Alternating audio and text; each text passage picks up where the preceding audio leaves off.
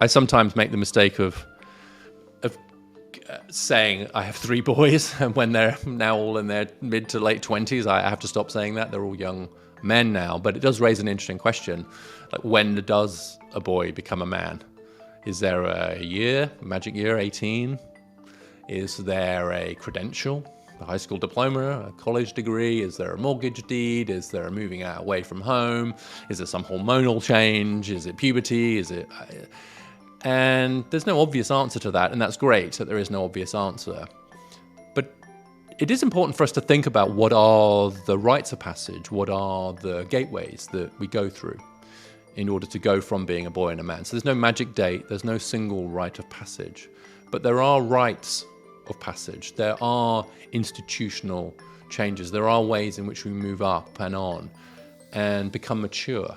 What's the difference between a boy and a man, in my mind, is not something that can be measured chronologically or biologically, hormonally or educationally or economically. I think it's measured in terms of maturity.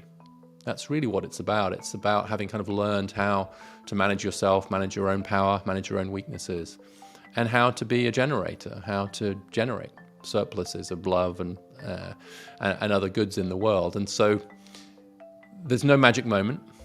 There's no specific rite, but it is true that boys don't become men automatically.